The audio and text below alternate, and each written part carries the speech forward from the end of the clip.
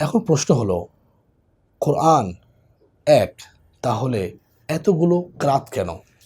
আসসালামু আলাইকুম ওয়া রাহমাতুল্লাহি ওয়া বারাকাতুহু। প্রিয় কোরআন প্রেমী ভাই বোনেরা, আমরা অনেকেই জানি যে কোরআন পড়ার পদ্ধতি একটি রয়েছে, কিন্তু আমরা এটা জানি না আল্লাহ সুবহানাহু ওয়া তাআলা রাসূলুল্লাহ সাল্লাল্লাহু আলাইহি ওয়াসাল্লামের ওপর বিভিন্ন কেরাত, বিভিন্ন আয়াত নাজিল করেছেন।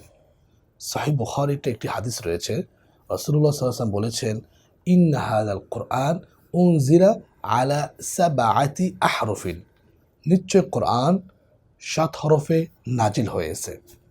তাহলে প্রশ্ন আসে, কোরআন কয়ভাবে পড়া যায়? মুসলিম উম্মার কাছে ১০ মুতাওয়াতির কিরাত রয়েছে।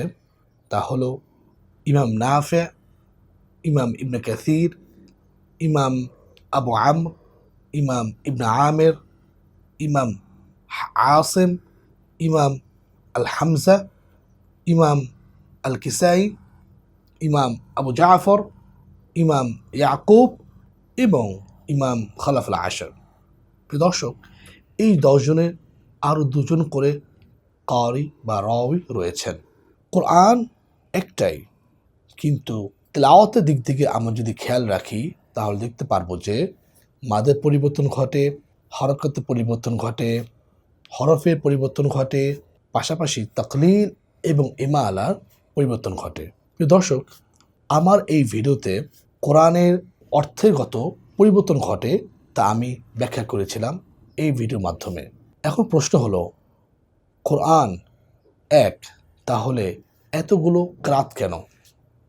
আল্লাহ সুবহানাহু ওয়া তাআলা তার বান্দাদের সহজতার জন্য এবং অর্থের ব্যাপকতার জন্য তিনি বিভিন্ন আয়াতের বিভিন্ন কেরাত নাজিল করেছেন।